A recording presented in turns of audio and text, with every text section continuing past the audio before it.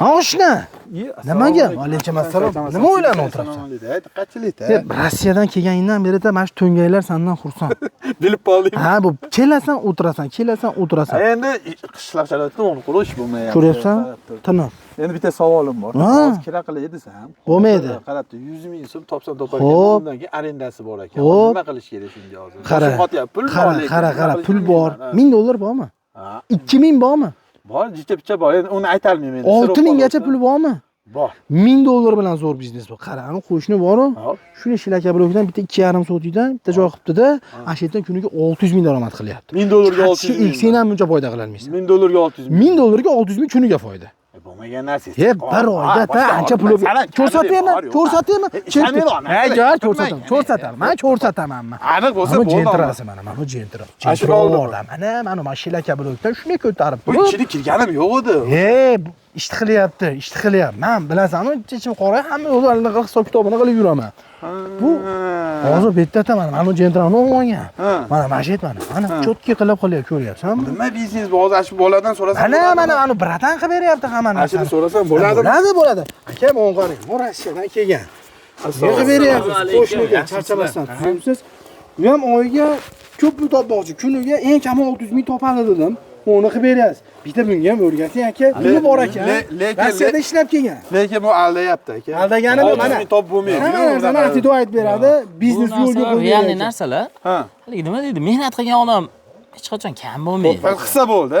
Albatta. Qani bitta gaplashaylik aka, endi men sizga savollarim bersam bo'pti. Qani. Xo'p, nima qilishim kerak? Xo'p, mana yerim bor, joyim bor, pulim bor. Nima qilishim kerak bo'ladi? Bu nima o'zi qanaqa biznes aka? Aka, bu biznes gazablo biznesi. Joyami bu? Ha, gazablo liniyasi. Joy ham unaqa ko'p ketmaydi. Qancha taxminan? 2 so'tlik joy bo'lsa bo'ladi. Sekin botib qolmang, botib qoladi ekan. Mana shu botqoq joylardan qilsa bo'laveradi. Albatta. Botqoq joylardan ham qilsa bo'ladi. 2 so'tlik joy bemalol yetadi. Oho, kamerachimiz ko'rsatib o'ramiz. Yarim avtomat liniya. Lentalari, bu mishalkasi, lentasi, hop, mishalkasi, sement qum o'lchov idishi, keyin qoliplari, lentasi, hop, avtomat reskasi.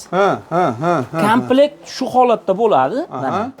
Bu yerda suv yo'nkisi turadi. Endi kimni uyida qaysi holatga to'g'ri kelishiga qarab, o'zimiz chiroyli qilib o'rnatib beramiz.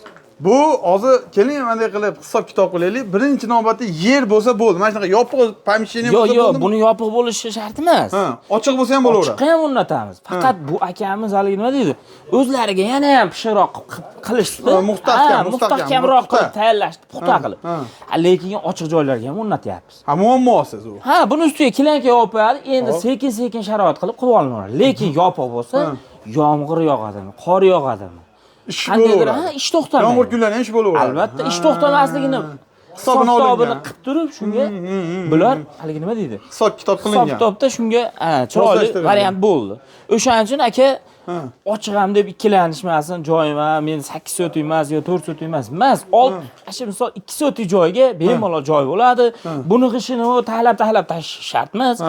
Plotni terib qo'yib, streshlab o'rab qo'yilaveradi. Endi bitta savolim bor. Bitta aka, mana odam ko'p turibdi. Mashincha joy misol uzunligi necha metr hozir?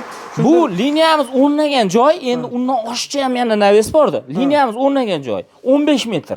Hop. Relis 15 metrdan buyoq ketadi, aynan. 15 metr. O'pshi 15 metr joyga joy bo'lgan. Endi qarang, mana shu 15 metrga bir kamida 10 ta ishchi ishlataman, nechta ishchi ishlataman? Yo'q, 2 dona ishchi yetadi. Misol bir kishi bu yerda ligirovkasiga qarasa, bir kishi zagotovkani solib berib. Hozir mana shu 15 metrga 2 kishi yetadimi? Albatta.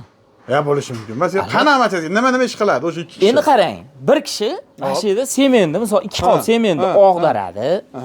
Misolan 110 kilo sement, 110 kilo qumni soladi. Bo'ldi, bu yoqqa chiqadi. Bu yoqda o'lchovini ko'rib turib shuni soladi buni ichiga, idishga. Bemalol qolipga to'kib qo'yaveradi. Shu xolos. Ya'ni avtomatlashtirilgan. Albatta, bu yerda endi qurigandan keyin u yoqqa olib boradi, uni ham o'zi kesadi avtomatlashgan. Bemalol. Bu liniya yuraveradi-ding, bu jiladimi hozir? Bittatasini ashita jildirib ko'rsatib bering hozir. Mana shu jiladi-ding. Bemalol aka, bu liniyamiz shunaqaki bemalol sekin qo'lni uchida surib ketaveradi. Bunga hali oshiqcha ovoragarchilik kerak emas. Avtomat reskamiz ham bemalol o'zi xohlagan razmeringizga qo'yib kesaverasiz. Xohlang 5, xohlang 10, xohlang 20 20, 30, 60 standart g'ish. Bu yerda necha kishi ishlaydi? Bu yerda o'zi ishlaydi. Bu odam ishlamaydi. Knopkani bosib turadi bo'ldi. Yo'q, zo'r-ku aka. Hop, ikki kishi ishlasa, endi bitta savolim bor. Bir kuniga qanday 600 ming so'm topsa bo'ladi? Endi bir kunda o'rtacha bir marta quysa 120 ta g'ish chiqadi. Bir dona g'ishdan 5 ming so'mdan qolsa, shunda 600 ming so'm pul qoladi. Endi bu liniyada bir marta emas, 2 marta ham quysa bo'ladi. Unda 1 million 200 ming so'm qoladi. Tan narxiga ketishi bir dona g'ishga xizmat haqqi bilan ustalar ishlagani bilan o'sha ikki kishini oyligi bilan qo'shib hisoblaganda 11 ming so'mga tayyor bo'ladi g'ish. O'rtacha hozir 17 ming ham sotyapti. Misoldan men 16 ming hisobladim. Bir dona g'ishdan 5 ming so'mdan foyda qoladi. Eng kami deng.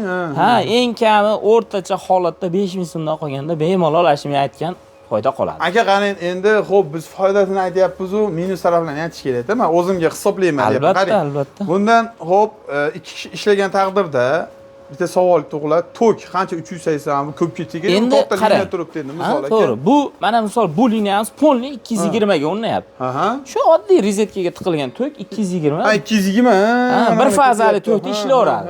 Avtomat reskamiz ham, mishalkamiz ham hammasi 220. 220 ga qilingan. 380 ga ham qilsa bo'ladi bu narsani. 220 ga qilsa ham bo'laveradi. Ha, avtomat reskamiz ham, mishalkamiz ham, lentamiz ham bemalol 220 ga ishlayveradi.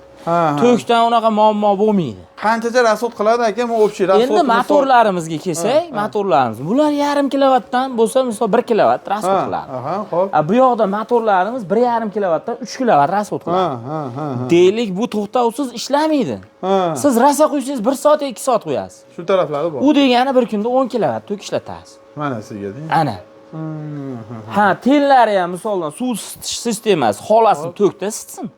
Xolasini gazda isitsin, xolasini garelkada. Xolasini kotyol qilish ham mumkin. Hamma holatini qilib berilaveradi. Kimda qanday tok bor, qanday sharoit bor, sharoitga qarab kelishilaveradi. Ha, sababi shu deng. Endi bitta savol, aka qarang, xo'p bu liniya nech pulli liniya? Bu video mana shu $1000 liniyami nech pulli? Qanaqa bir video? $1000 liniya mana misol deylik, mana misol $1000 liniya 3 ta qolib, buni mini varianti bor, pinablok ham gazablok qo'yadigan. $1000 ga ham pinablok, ham gazablok qo'yadigan kichkina kichkinalashtirilgan qolibi bor. Endi $1,500 ga mana 3 ta qolibi, misol mishalkasi, mana 3 ta qolib, mishalka, yonidagi suv bochka, mexanika reska kesadigan narsasi bor.